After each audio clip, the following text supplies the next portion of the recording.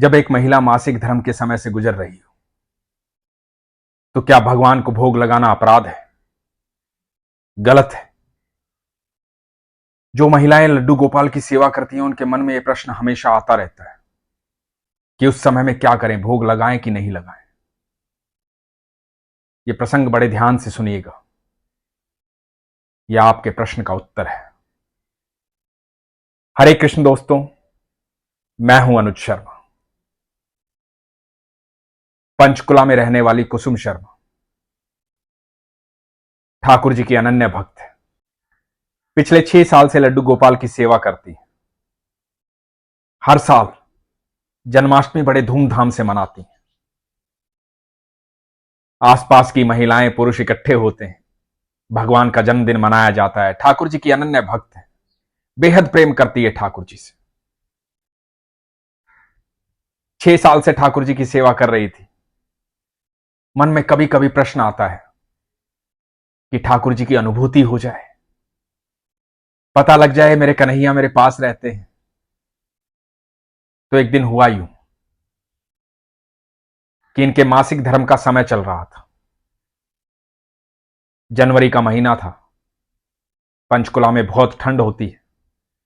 ये चाय पी रही थी। लड्डू गोपाल दूर बैठे हुए थे। मन में भाव आया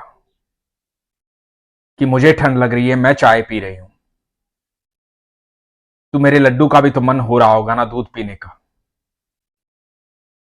गरम गरम दूध पिलाती हूं, ठंड बहुत है।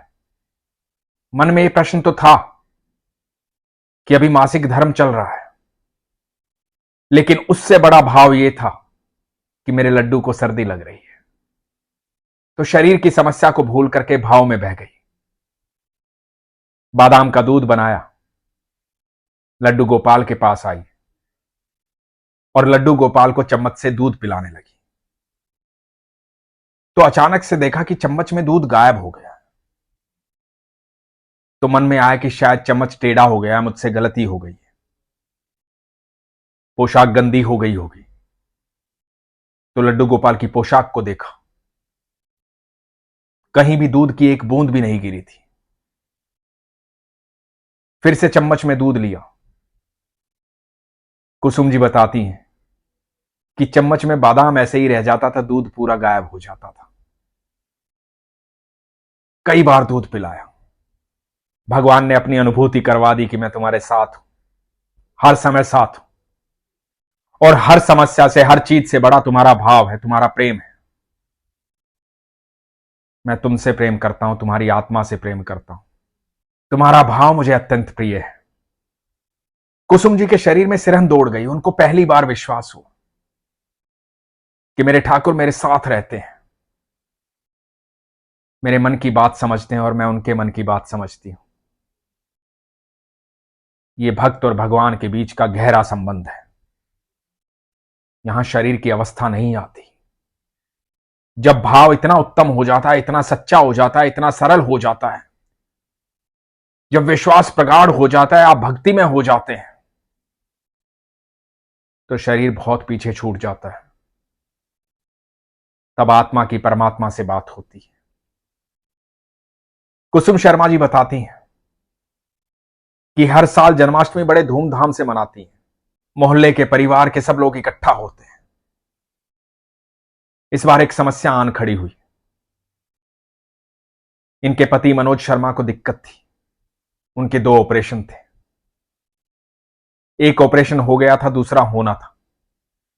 दूसरे ऑपरेशन के लिए डॉक्टर्स ने कहा कि करीबन करीबन 3 महीने रेस्ट करना पड़ेगा। यह बात सुनकर ही कुसुम शर्मा दुखी हो गई। दुखी इस बात पर हो गई कि एक तो जन्माष्टमी आने वाली है, पति यदि स्वस्थ नहीं रहेंगे तो जन्माष्टमी कैसे मनाएंगे। और जन्माष्टमी तो बड़ी धूमधाम से मनाती हूं, मेरे कन्हैया का जन्मदिन है।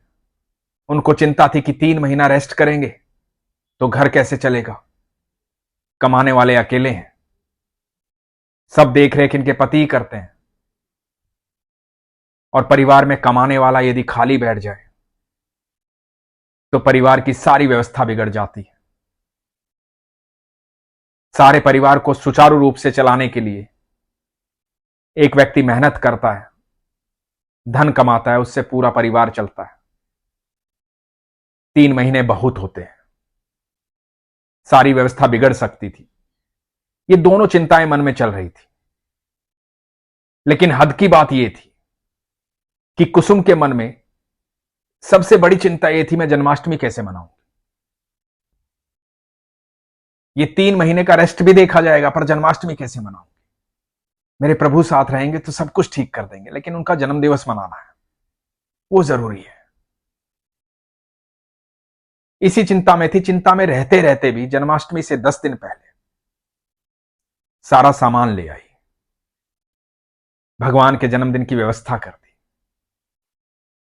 कि देखते हैं ईश्वर क्या करते हैं।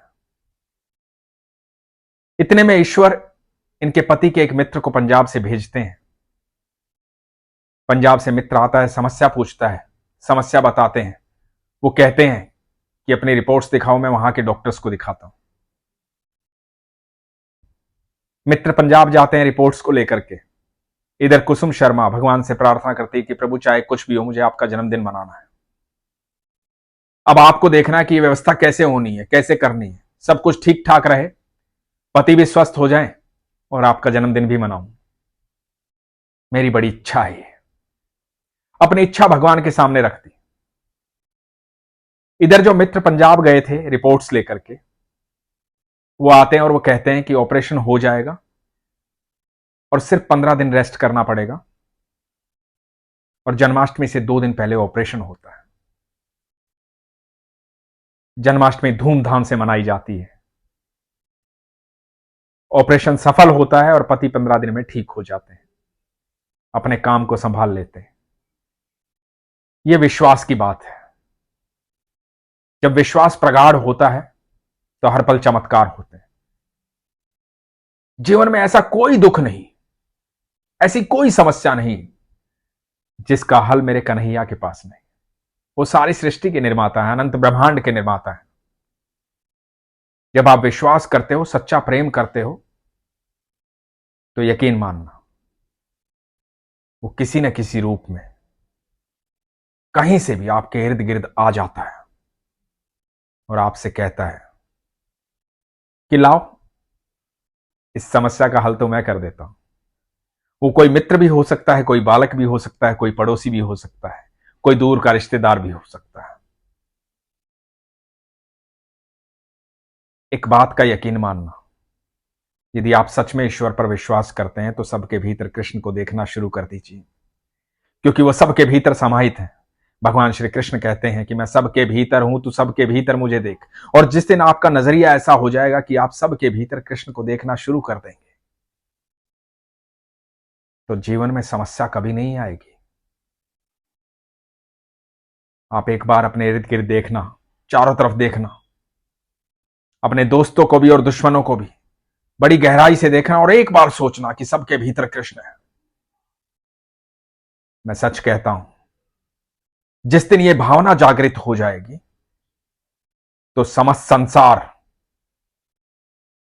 आपकी समस्या को हल करने में लग जाएगा, क्योंकि सब मेरे ठाकुर के आदेश का पालन करेंगे। सबके भीतर मेरे कृष्ण है, बस आपका विश्वास होना चाहिए। एक बार विश्वास करके देखिए, फिर देखिए जीवन में पल प्रतिपल चमत्कार होगा। लोग कहते हैं ना, मुझे भी अनुभव करना है, मुझे भी अनुभव करना है। अनुभव तो हम सब कर रहे हैं। इस सारी प्रकृति को हम देख रहे हैं, सारी सृष्टि को हम देख रहे हैं, एक दूसरे को हम देख रहे हैं। रोजाना सुबह जीवित उठते हैं, स्वस्थ उठते हैं, यही तो अनुभव है।